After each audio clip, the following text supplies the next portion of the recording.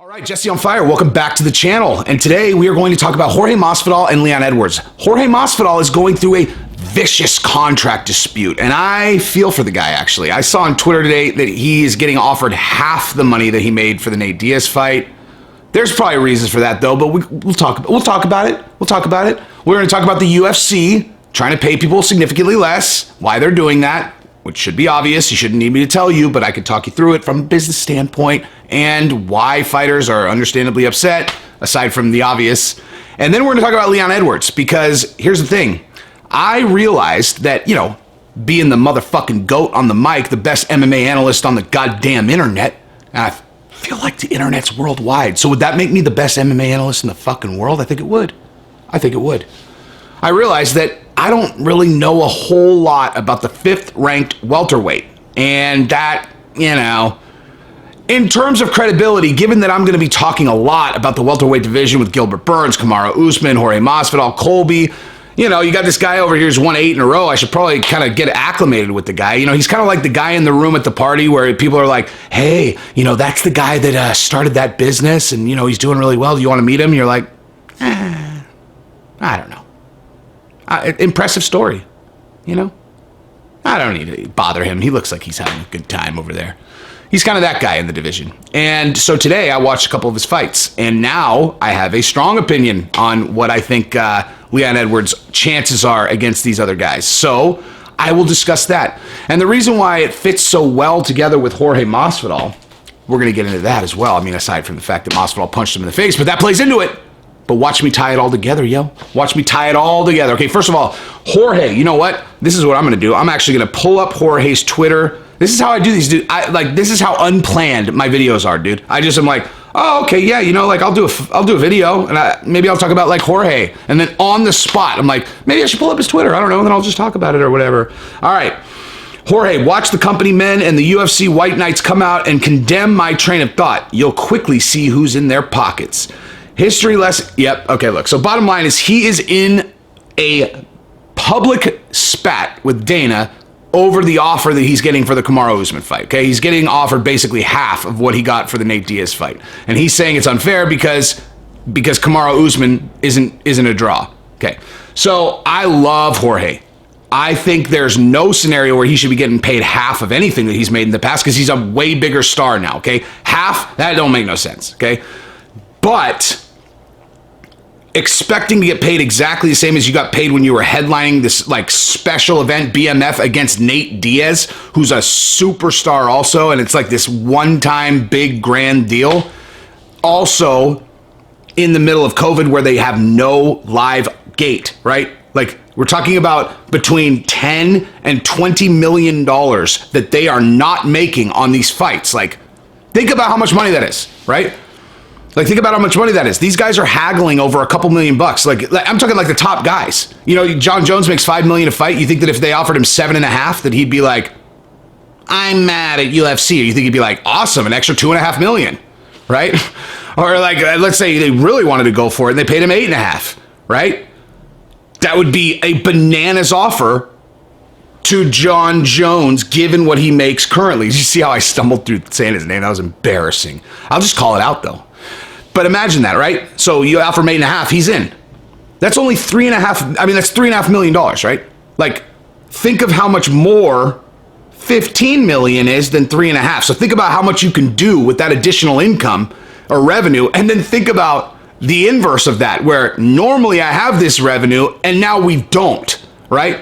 If they're having a haggle with these guys over $1 million here, $1 million there, and they're between 8, probably I don't know, 6, I don't know what the low side of the gate is, but call it $6.5 million on the very low side to $20 million on the high side, that you're just operating without as a business. And you're just supposed to just be and all the fighters are going public, they're I want more money. And you're like, what show are you watching, dude? We're doing fights on a fucking island. We're doing fights on a fucking island. You're asking for more money? Maybe you guys are not really clear on this. We are scrambling to keep the sport alive. Do you want to fight at all? Because I don't see any other fucking sports participating. Do you? You see NBA? Oh, let's go watch an NBA game, guys. Let's go check it out. Or let's watch Major League Baseball. Actually, let's just go catch an NFL practice. How about that? Let's go see other professional sports, like, because, like, we can talk about your contract while we go and look at other sports, because, all these other guys, none of them are playing. None of them, zero. So you're like the only professional athlete that still has the opportunity to make money and play your sport. Oh, cool. Okay. Well, so we're all making sacrifices right now. So right now is sacrifice time. We're going to sacrifice a little bit of money because there's no fucking crowd. Okay. We're down $12 million on your event and you want more money. Okay. Now, again, having Jorge, ridiculous. He's going to sell a fuckload of pay-per-views no matter what. He's one of the biggest stars. He's top 3 biggest stars in the UFC. Okay. If they're offering half the money, fuck that. Okay. Fuck that. I say tie it to the back end. Listen, I am always going to be very cognizant to be like defending people's positions and simultaneously not pretending I know shit that I don't know. And I do not know the fundamental structure of these deals. But, if you tie it to the performance of the pay-per-view, that seems like a nice, way to solve the problem, because then it's like, well, get the fuck out there on social, go sell the fucking fight. You want more money, go fucking sell the fight. Go get in a fake fight with Kamaru Usman. Go, do whatever the fuck you want to do, but like, get it out there. Go, you want the more money? Go get your fucking money. Okay? We're in this together. You sell more pay-per-views, I'm happy. You make more money, everybody's happy, right? Anyway, but I don't like that Jorge is beefing with Dana, because I love both those guys, and I just want Masvidal to get paid, and I want him to fucking fight. I really want to get this Kamaru Usman and Masvidal fight on the books. But again, we're in a situation where, fighters are doing what they're doing. Like, they're, because listen, do you also think Dana and the UFC are not going to try to take advantage of this situation? They're like, listen, man, hey, look, man, we got $15 million less coming in, dude. Look, the numbers don't even add up. The numbers don't add up. We can't pay you what we did that time. Like, every single contract is a haggle, because that's the business, right? You do that with every single fighter. By the end, each event, you're talking like through the haggle process.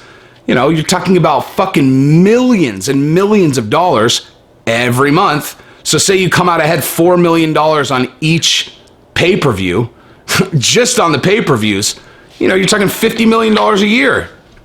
That's real money, obviously. So you can't expect them not to try to use this to their advantage. But also, I bet you the numbers don't fucking add up either. Okay? So here's the deal. I want Jorge to fight. I can't tell him what fucking deal to take. I haven't even seen it. I don't know.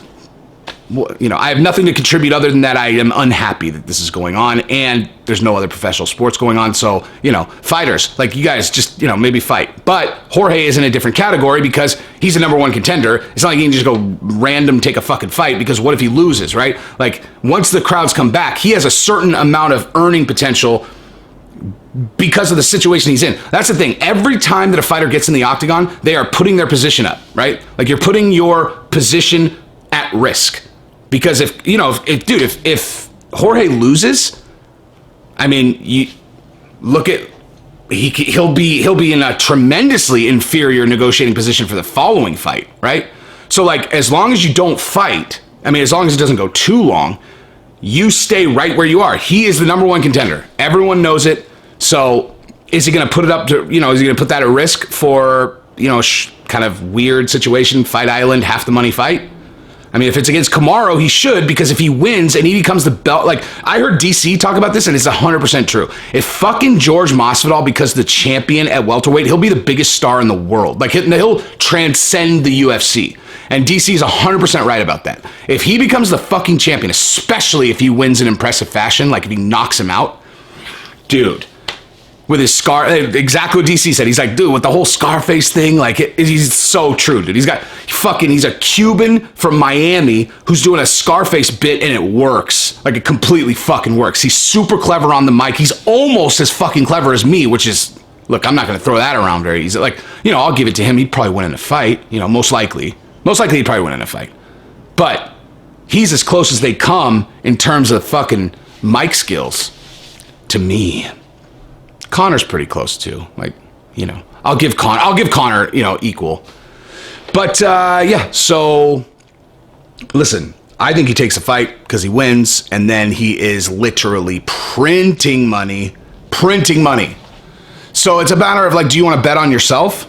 But if he believes the fight's going to happen, anyway, okay, whatever. I've talked about this enough. Let's talk about Leon Edwards, okay? So I was like, I don't know shit about Leon Edwards. I'm going to actually watch a couple of his fights and see what I think. And I'm embarrassed that I hadn't done that yet because, you know, like I said, he's like the guy in the room and you're like, I don't need to meet him, you know? Like, he looks like he's having a good time, you know? If he ends up stumbling over here, then maybe I'll have a conversation with him. But so I watched a couple of his fights, and here's the deal: he's not beating anybody in the top four. He's not beating Colby, he's not beating Masvidal, he's not beating Burns, he's not beating Usman. Period. Okay, I will tell you that right now. He's not beating any of those guys. Not on his best day. As long as those guys come in, you know, halfway functional, all of them beat him handily. Okay, he's like one of those guys that's like he's like a Swiss Army knife, you know? He's got a lot of tools, but none of them are, you know, like really awesome. Like, you know, like, oh yeah, my Swiss Army knife, yeah, it's got a screwdriver. Kind of sucks balls to use, but it's there. You know, it's there. Oh, my Swiss Army knife, yeah, it's got a knife. Oh, I'm sorry, that sounds like a pretty heavy duty job. I mean, it's a knife. It's, you know, it's there. It's there. But, you know, I don't think you'd necessarily want to use it for that. The only thing that I could see of his, of his that looked, you know, like above average is his grappling for sure. He's got great timing. He's tall. But in terms of like you watch him fighting and then you compare it to a guy like Gilbert Burns, and I realize he's like my fucking gold standard now. But Jesus, Gilbert Burns would fucking walk through him. Okay? Just fucking walk through him. Okay? Like Leon Edwards would have nothing for Gilbert Burns. Nothing. Okay? It would be a tactical annihilation. Okay? Here's the deal. Like, Gilbert Burns is faster, tremendously more powerful.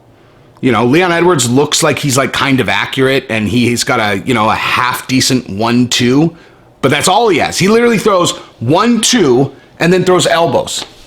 Like they're not knockout power. Now his grappling looked pretty good, but you know, not good enough to fucking beat any of those guys.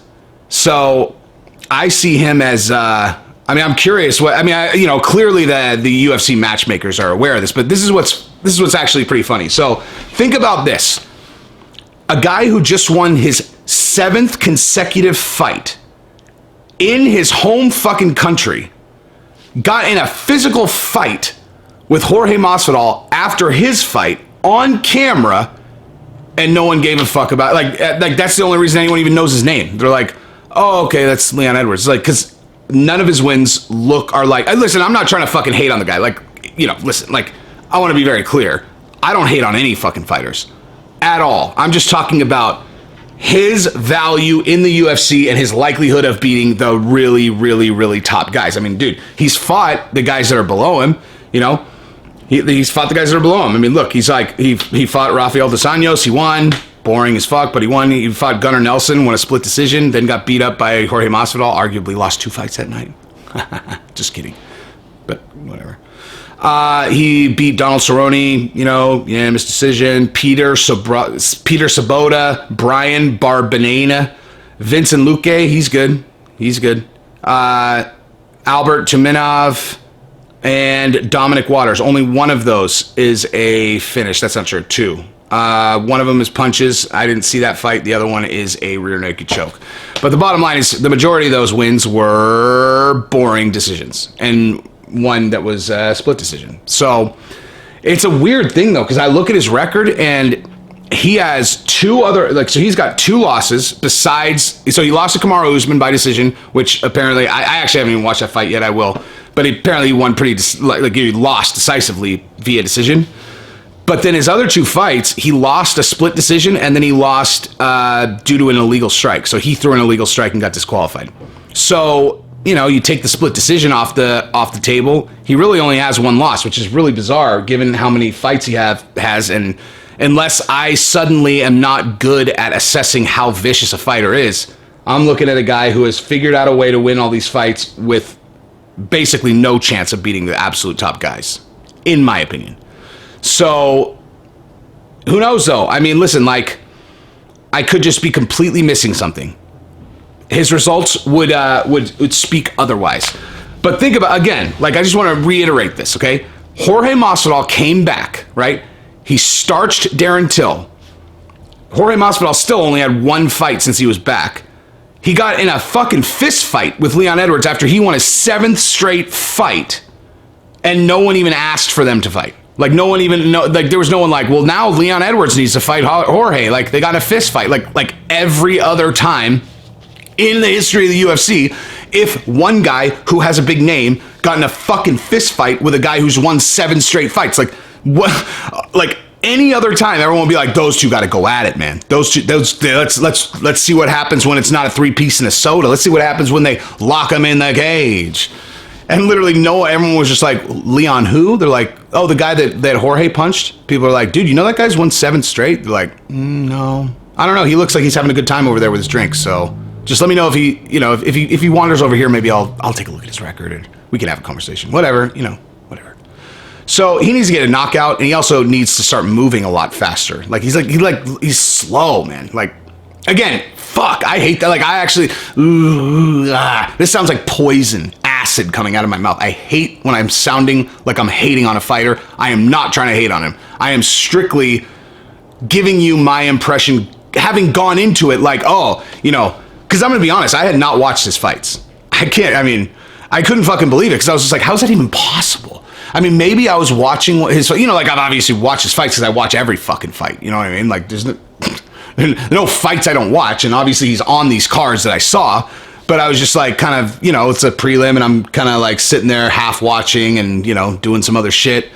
And so this was like really the first time that I genuinely paid attention. And I was expecting like, okay, let's see what this guy's got. He's won 7 straight or 8 straight, whatever. And I watched, I was like, what the fuck? He get fucking murked by these guys. Masvidal will fucking annihilate him if they fight. I mean, Masvidal will fucking annihilate him.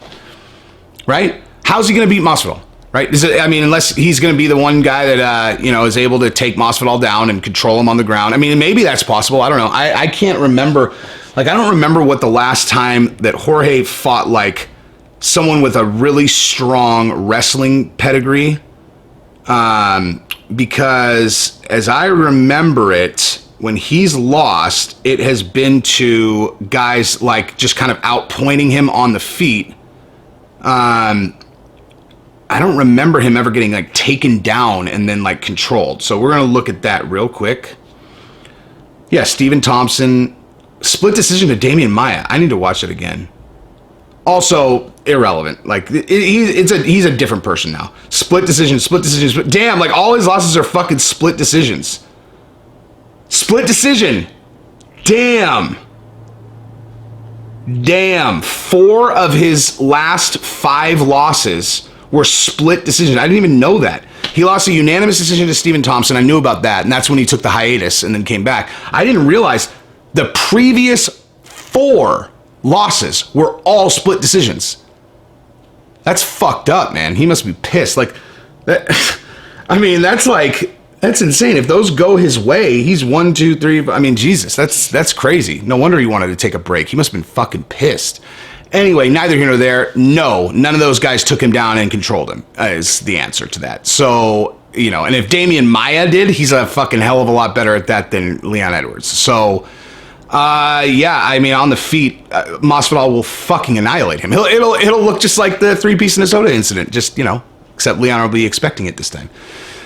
Anyway, that's pretty much what I got. So, if you like the channel, subscribe and ring the bell.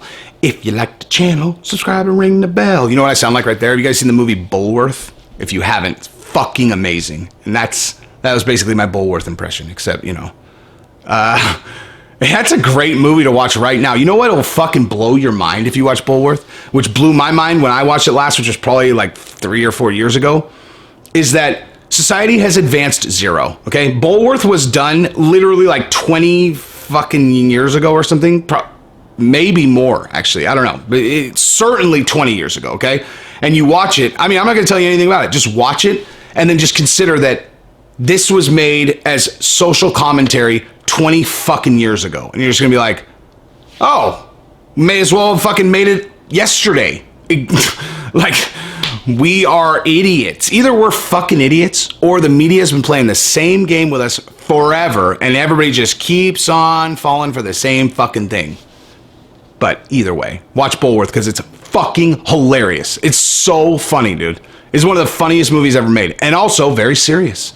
I don't know how this turned into a fucking movie review, but if you like the channel, subscribe and ring the bell. If you like the channel, subscribe and ring the bell. Bullworth, boom. Do it. Love you guys. Peace.